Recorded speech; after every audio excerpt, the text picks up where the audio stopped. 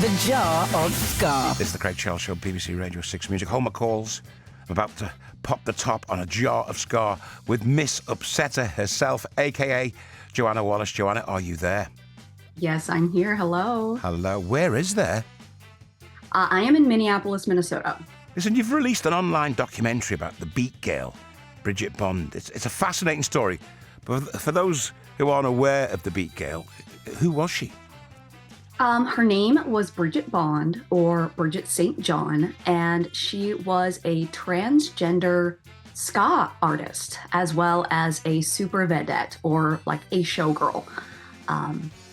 She traveled all over the world. She lived a pretty incredible life.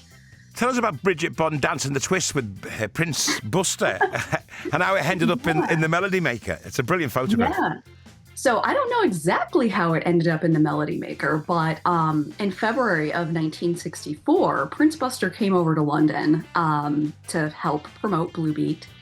And when he arrived, a bunch of Blue Beat folks were there, as well as a bunch of mods.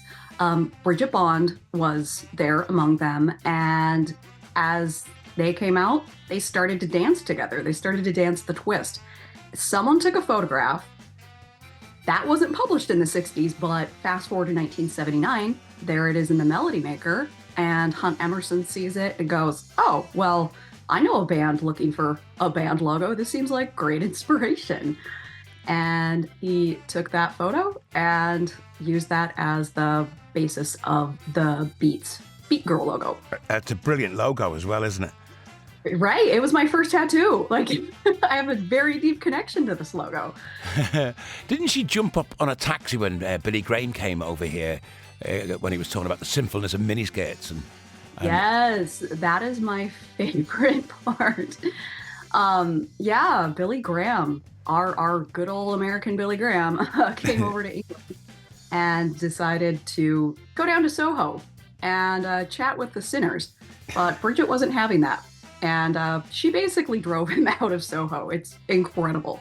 The man had never cut off a sermon, or very rarely, and she got him to skedaddle. When did you first become aware of her? I've been into ska and two-tone since I was a teenager, since about 13 years old. And I just remember diving head deep into two-tone, loving it, loving the imagery of it. And also I was aware of it. I don't really know the exact date. But as far as the actual person behind it, I was probably like 15, 16, and I found an image that was actually scanned from the Beats fan club newsletter, and it had the original image scanned from the Melody Maker. So it was pretty low resolution, but I was aware she was based on a real person. It probably wasn't until I would say 2015 or so. That's when a lot of images started getting bought up by image archive sites. And finally, there was some information that was linked to these photos of this woman with Prince Buster. And there were more of them, and it labeled her as Bridget Bond. I didn't start digging into who she actually was until probably about February of 2022. And that's when this just all got kind of out of hand. Is she still alive today, or has she passed away? I don't know if I should answer that, because I'm currently working on the next part of this story, and I'm trying to be really, really careful about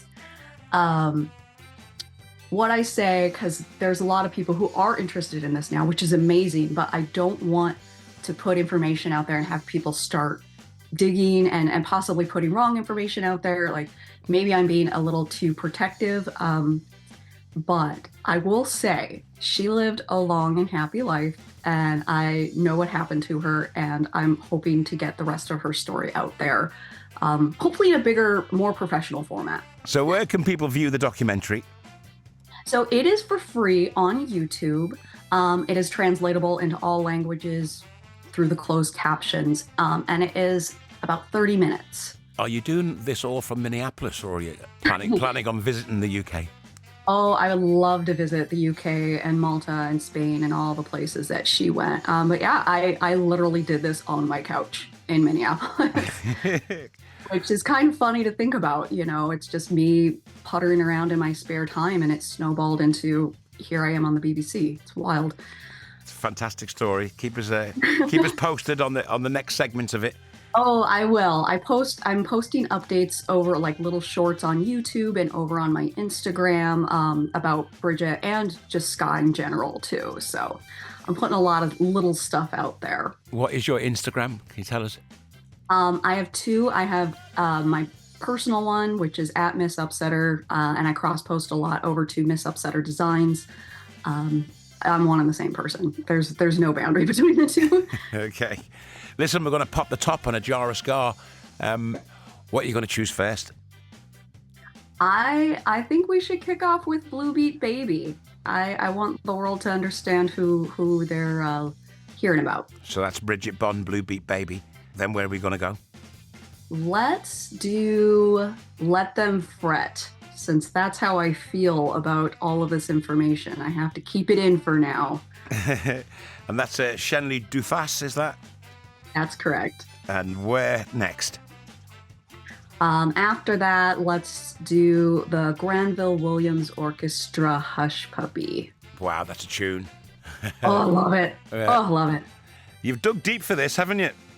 Oh, I'm a big ska fan. I've loved ska since, I was a kid. And so I'm still hearing new stuff now, like 25 years later. And it's still the love of my life. It's been fantastic talking to you, Joanna. Yeah, you too. This is your jar of Scar.